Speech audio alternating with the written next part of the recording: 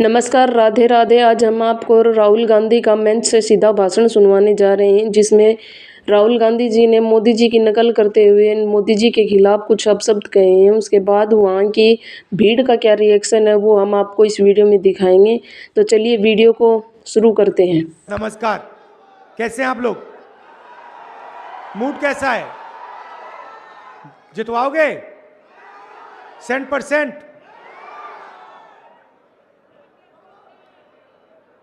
देखिए, देश में अगर आप देश की आबादी देखें तो तकरीबन 90% देश की आबादी या दलित है, महादलित है, पिछड़ा है, अति पिछड़ा है, आदिवासी है, अल्पसंख्यक है। 90% लोग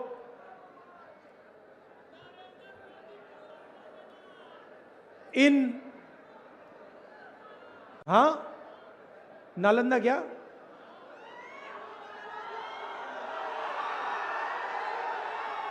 90% लोग समाज के अति पिछड़ा, दलित, आदिवासी से आते हैं। मगर अगर आप देश को देखें, और मैं 2-3 उदाहरण देता हूं। अगर आप हिंदुस्तान के सबसे बड़ी कंपनियों को देखें, कॉरपोरेट इंडिया को देखें, अदानी, अंबानी जैसी कंपनियां जो हैं, 500 सबसे बड़ी कंपनी की आप लिस्ट निकालिए, और इसमें पिछड़ा, अति पिछड़ा, दलित, महादलित, अल्पसंख्यक, आदिवासी को ढूंढ के निकाल दीजिए, आपको कोई नहीं मिलेगा। आपको एक नहीं मिलेगा। सारे के सारे 10% आबादी में से आते हैं। सारा बैंक का धन उनको जाता है, सारी नौकरियां उनको जाती हैं, ब्यूरोक्रेसी में उनको जगह मिलती है। आप जुडिशरी देखिए, वहां भी उनको सब मिलता है। सेना में उनका कंट्रोल है, और 90% आपको जो आबादी है वो आपको कहीं नहीं मिलेगी। अब मेरा कहना है कि अगर हिंदुस्तान के 90% लोगों को हम शामिल नहीं करेंगे, चाहे वो कॉरपोरेट इंडिया हो, चाहे वो जुडिशरी हो, चाहे वो ब्यूरोक्रेसी हो, तो अगर हम इनको नहीं शामिल करेंगे तो कैसा हिंदुस्तान बनेगा? अंबानी, अदानी जैसा हिंदुस्तान बनेगा, जहां पूरा का पूरा धन 2-3 लोगों के हाथ में। और ऐसा हिंदुस्तान हमें तो नहीं चाहिए। तो आपको चाहिए? नहीं चाहिए। हमें वो हिंदुस्तान चाहिए जिसमें 90% लोगों की जगह है, जिसमें भाईचारा है, जिसमें खुशी है। जैसे मैंने कहा था, नफरत वाला हिंदुस्तान हमें नहीं चाहिए। आप अगर आजादी से पहले आते, बिहार में आजादी से पहले पिछड़ों को, अति पिछड़ों को, दलित, अल्पसंख्यकों को कोई अधिकार नहीं थे, कोई अधिकार नहीं थे। राजाओं का राज था, जो भी वो चाहते थे ले लेते थे। अति पिछड़ों के लिए, दलितों के लिए, पिछड़ों के लिए, इन सब के लिए लड़ा कौन? कांग्रेस पार्टी लड़ी। और क्या किया?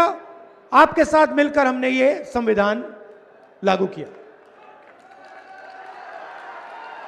ये अंबेडकर जी का संविधान है, ये कोई मामूली चीज नहीं है। इसमें अंबेडकर जी की सोच है, गांधी जी की सोच है, सरदार पटेल, जवाहरलाल नेहरू, सुभाष चंद्र बोस, इन सब की सोच है। इसमें सावरकर की सोच नहीं है, इसमें गोडसे की सोच नहीं है, इसमें आरएसएस और बीजेपी की सोच नहीं है। सही बोला गलत बोला? आरएसएस और बीजेपी चाहते हैं कि हिंदुस्तान में 5-10 लोग राज करें और बाकी लोग या भूखे मर जाएं या कुछ ना बोलें। मैं आपसे पूछना चाहता हूं, 20 साल से यहां पे नीतीश जी की सरकार है।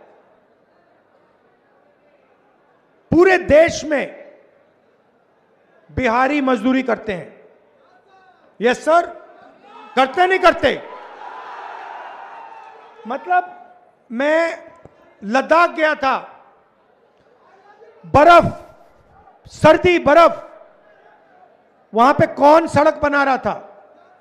बिहार के लोग। मुंबई में बड़ा सा पुल बना, किसने बनाया? बिहारियों ने। वो जम्मू कश्मीर में बड़ी सी बड़ी टनल बनी, किसने बनाई? बिहारियों ने। असम में सड़क बनती है, कौन बनाता है? बिहारी बनाते हैं।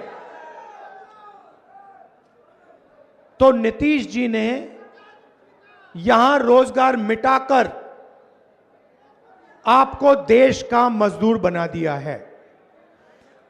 मैं युवाओं से पूछना चाहता हूं, आप मजदूर बनना चाहते हो क्या?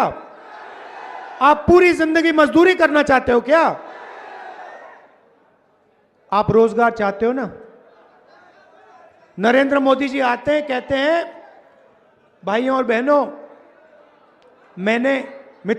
भाइयों और बहनों, मित्रों, मैंने डेटा इतने कम दाम पे बेचना शुरू किया है कि बिहार के युवा आज रील देख सकते हैं, रील बना सकते हैं, फेसबुक पे जा सकते हैं, इंस्टाग्राम जा सकते हैं, देख सकते हैं। भैया, रील बनाने से आपके जेब में पैसा आता है क्या? रील बनाने से आपके मेज पर भोजन आता है क्या? नहीं।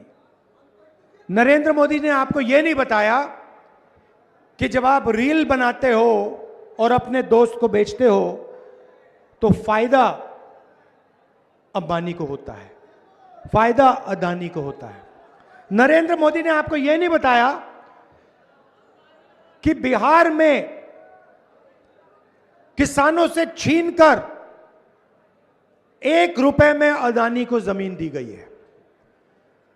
1 रुपए प्रति एकड़ में अदानी को जमीन दी गई है। यह नरेंद्र मोदी ने आपको नहीं बताया। अमित शाह ने आपसे कहा, चुनाव में उसने कहा कि बिहार में उद्योग लगाने के लिए जमीन नहीं है,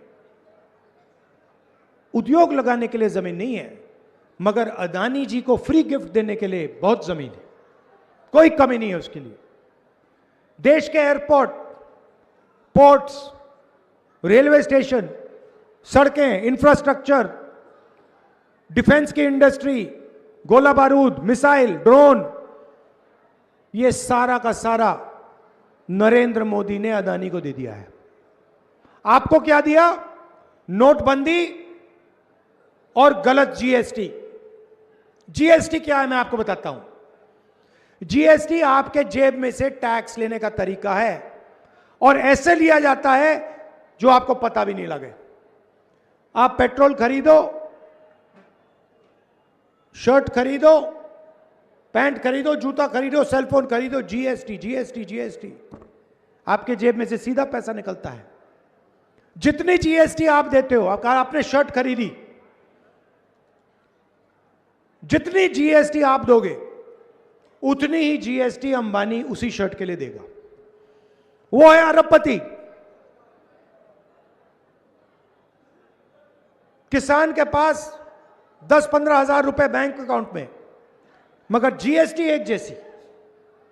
किसान का कर्जा माफ कभी नहीं हो सकता बिहार में। अदानी अंबानी का जितना कर्जा माफ कराना है करा दो।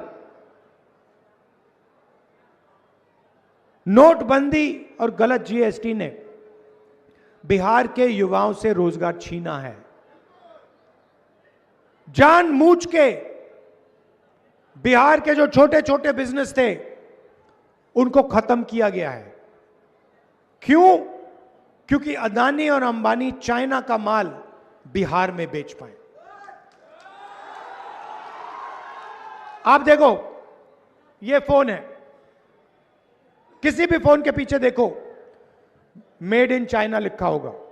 अपनी शर्ट के पीछे देखो made in Bangladesh, made in China. जूते के नीचे देखो मेड इन चाइना। जब आप चाइना का जूता खरीदते हो, चाइना का सेलफोन खरीदते हो, फायदा चाइना के युवा को होता है, चाइना की कंपनी को होता है, और जो हिंदुस्तान में बिकवाता है उसको होता है। यह सेलफोन हिंदुस्तान में कौन बेचता है? अंबानी। अंबानी।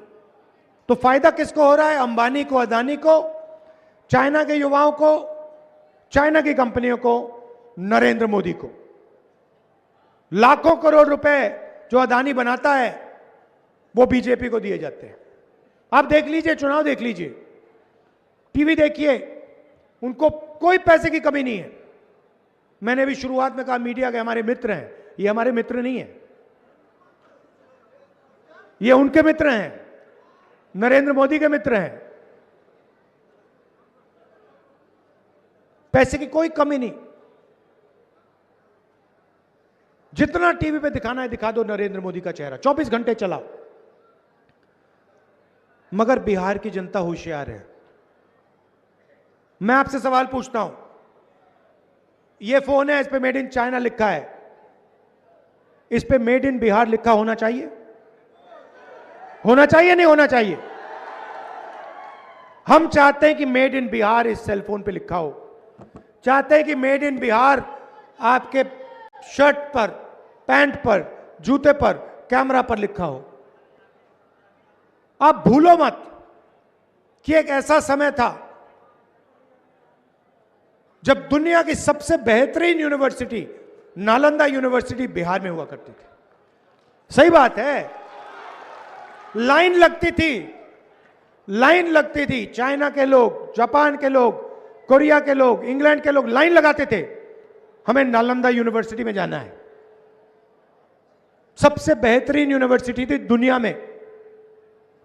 नरेंद्र मोदी जी को ये बातें नहीं आती। फेक डिग्री मिली है उनको, झूठी डिग्री। तो आपको शिक्षा की जरूरत है।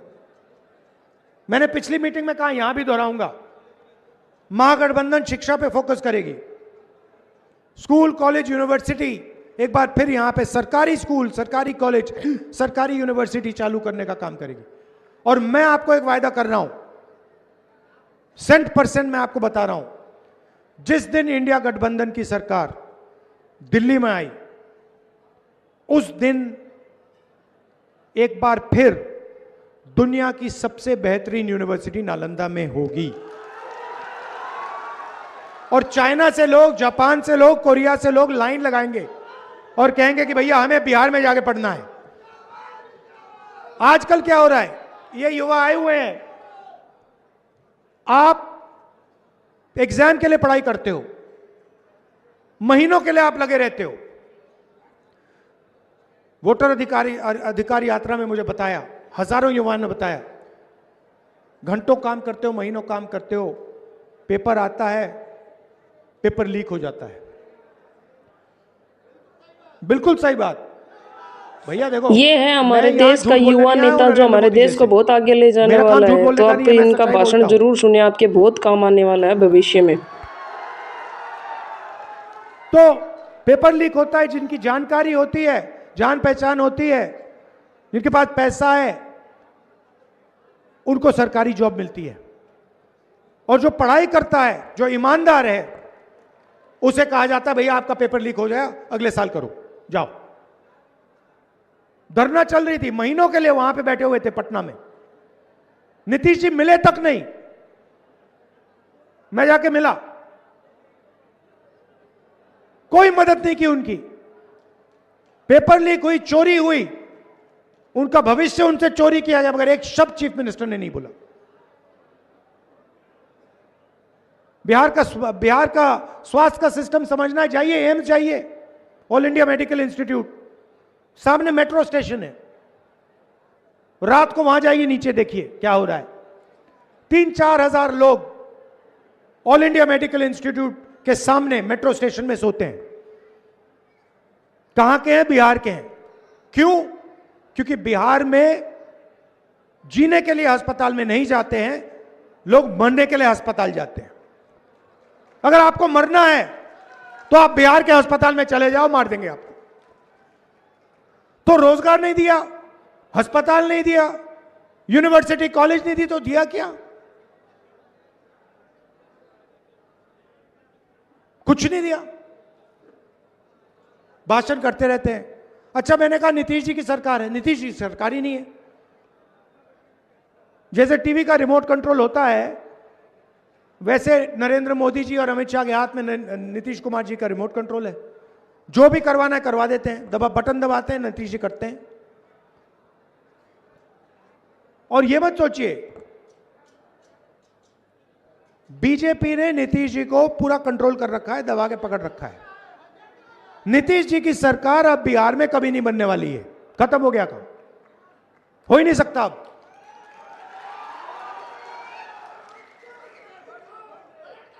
तो आप दूर दूर से आए, हमारे यहां पे पीसीसी प्रेसिडेंट जी हैं, आइए जरा, राजेश राम जी, ये कांग्रेस पार्टी के बिहार में सबसे सीनियर नेता हैं। इनको आप भारी बहुमत से जिताइए। ये आखिरी बात कहना चाहता हूं, ये संविधान है। हमने वोट चोरी यात्रा, वोट अधिकार यात्रा की, ये लोग वोट चोरी करने की कोशिश करेंगे। इन्होंने महाराष्ट्र में चोरी किया, हरियाणा में किया, कर्नाटक में वोट चोरी की। आपको सतर्क रहना है, पोलिंग बूथ पे ध्यान से रहना है। ये फिर से चोरी करने की कोशिश करेंगे और हमारे कार्यकर्ता और बिहार की जनता इनको रोकेगी। यहां पे चंद्रवंशी जी भी हैं, इनको भी आप भारी बहुमत से जिताइए। दोनों प्रत्याशियों को जिताइए। धन्यवाद, नमस्कार, जय हिंद। जब हमेशा सत्ता साथ रहेगी तो काम करने की क्या जरूरत है भैया? मैंने भाषण में वो गमछा दिखाना, मैंने भाषण में बोला, इसके बारे में बोला। अरे कहना क्या चाहते हो? मैंने गमछा बोला। पढ़ने लिखने वाले छात्रों को राजनीति से दूर रहना चाहिए। इसको हम असम में गमछा नहीं कहते हैं, बैगन। इसको हम गमुचा कहते हैं। ग मतलब शरीर और मुचा मतलब पता नहीं, साफ करना। धोती भेज दो, हमारे बच्चों के गांडे साफ करने के लिए। गमुचा मतलब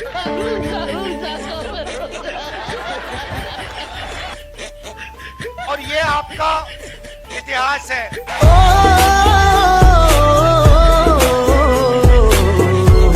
इसमें आपकी भाषा है, कुछ भी आपके जीने का तरीका है। हमको मारो, हमको जिंदा मत छोड़ो साला। मैं दादी इंदिरा जी आपके क्षेत्र में आई हती।